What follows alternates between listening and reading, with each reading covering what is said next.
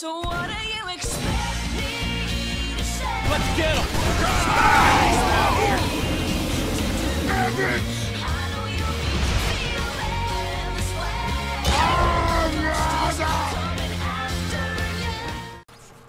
What's up, internet? My name is BlackLightAttack, and it's been a little while since I did just like a straight up commentary. Well, not really.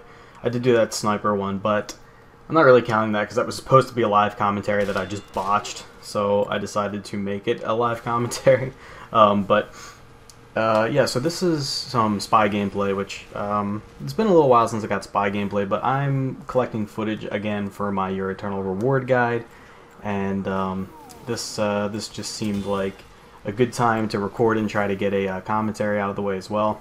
And since I just wanted good footage and it didn't really matter about proving anything, and like really all I needed was lots of stabs, I am using the Saharan Spy set, which is just really easy. You see this right here? I did that on purpose. That was fucking legit.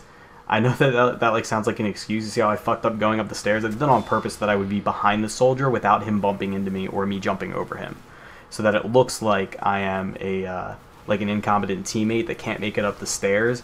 So because people fall down that staircase all the time. I think 1 or 2 times in this game you actually see people fall down the staircase trying to get up it and they just fail. So like that had been happening like all game. So I was like, I'll fake that, and then he'll run past me and I'll be in a good position to be behind him. I didn't kill him, but I did get to kill that demo man. Unfortunately, really bad aim gets me killed right there. So yeah, I also just acquired a strange Your Eternal Reward. I only had like 50 kills on it by the time I finished, but still not bad. Because I was playing for a really short amount. I was only playing for like 20 or 30 minutes, so considering that's actually not too bad. Yeah, so you may have noticed so far that this game, this gameplay, this specific round isn't actually that fantastic for me, and it doesn't really change. I don't really do that well. I think I pull off like one awesome / lucky trick stab on a pyro, and that was it.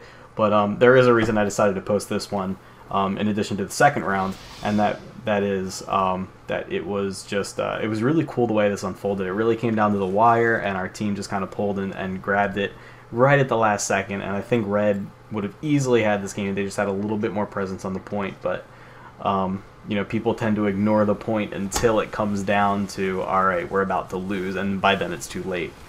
But yeah, so here's another example of bad play. Then the second round, this is actually 2 consecutive rounds. Like there's no space in between here. It was just this round and then the next in real time. But the second round, I've kind of shaken off the cobwebs, and you know, because I've been playing a lot of classes other than Spy recently, but I've kind of shaken off the cobwebs and kind of got my bearings again. And then I kind of go ham in the second round, which is a lot shorter because we just roll them.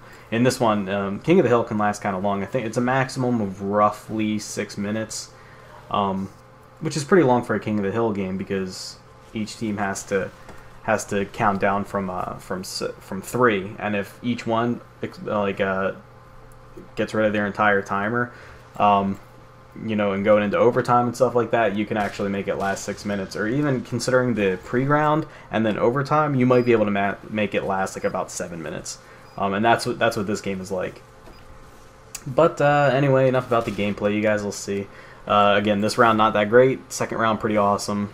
But yeah, I just wanted to say what's up, guys. I've been, you know, some good stuff has been happening with me and YouTube recently. I got on the KB Mod podcast, which was absolutely fantastic. Pokemon's going great, as it always has. Episode 14 just went up, in case any of you guys don't like follow it regularly. But I'll put a link in the annotation for that, in the annotations, multiple, if there even is more than one.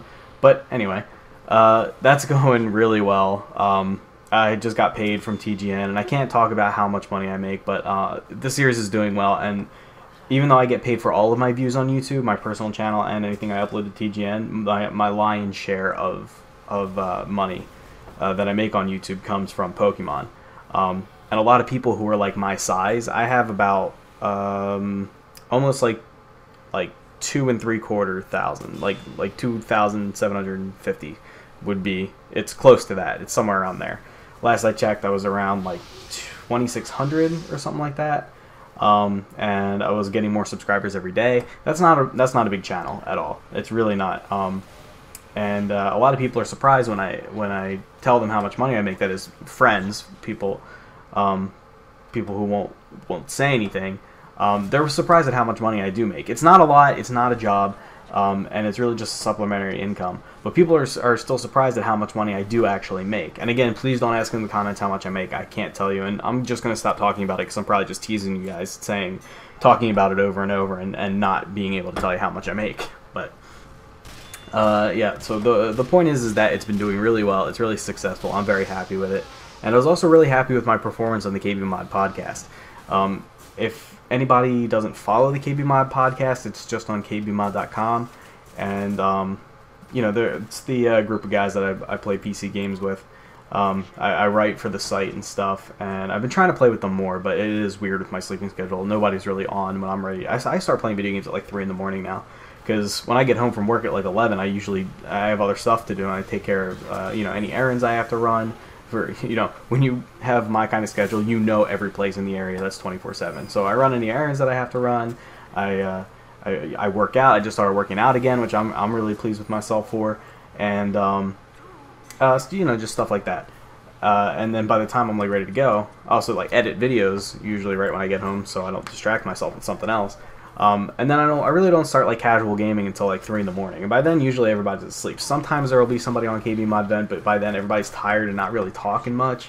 And a lot of times it's just like people sitting there playing WoW. You know, I'll come in on like John and Dom.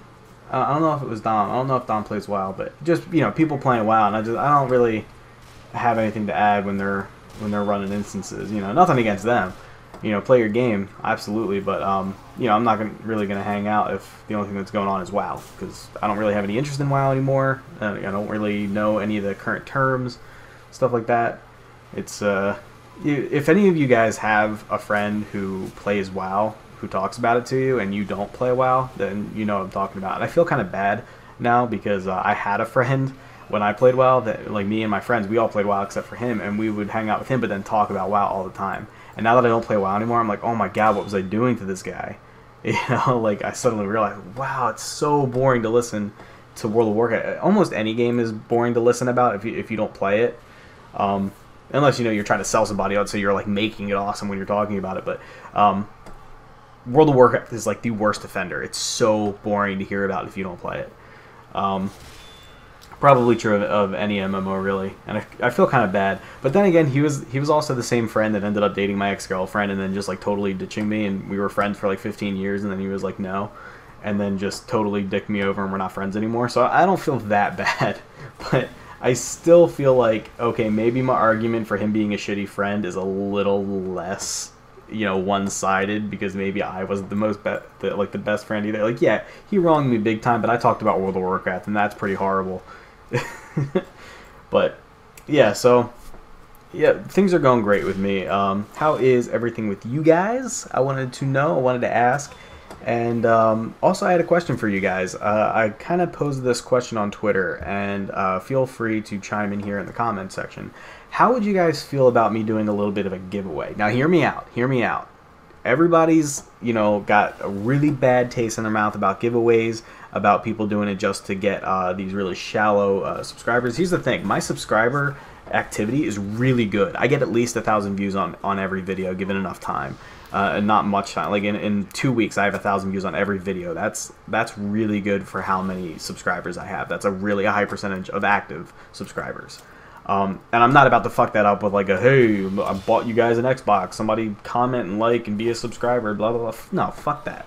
I wanted to come up with some sort of subscriber giveaway that only my subscribers would care about. And not all of you are going to care about this or would even be able to participate in this.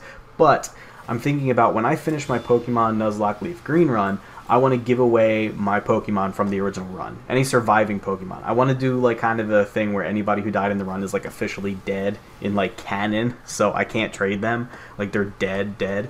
But I think I can come up with a way using the GBA emulator or the save file, a DS emulator, and my R4 card to actually pull them off of the computer, put them on a physical DS, and then trade them to you guys. So how would you guys feel about that? Basically, I don't know, ask a question, and then anybody who made me laugh would be assigned a Pokemon, you know, something like that. So you could basically own one of my original Pokemon from my run. I don't know if it'd be like worth anything in a trade, because like I'm kind of building myself a name in the Pokemon community, because I think that you could easily emulate my trainer ID with PokeSave and make a fake BlackLightAttack Pokemon original. So I don't think it'd be worth anything in a trade, but it would mostly be for my fans who think that that would be cool to just have. So if anybody's interested in that, you know, let me know. Since a lot of people don't follow me on Twitter, so you may not have heard me mention that. If you guys would be into that idea, you know, just give me a shout. Also, one last thing before I go. I'm live streaming. I've live streamed like 3 days in a row now. I'm probably not going to do anything tonight unless I can get my console working, because I might stream Final Fantasy VIII. But I'm just passing the time these days, basically. I decided to be a little bit more social. I'm usually a very private person, but I'm starting to kind of break out of my shell a little bit here with all these new experiences and stuff. So I decided to start live streaming and get in contact with my subs a little bit more intimately. And usually I only have like 20 viewers at a time, which is to be expected because, you know, it's so late. But if you guys are up late, if you're up at like 3 a.m. Eastern Standard Time, follow me on Twitter. I announce every time I stream. So yeah, hope you guys liked it. Like the video if you did. Take it easy.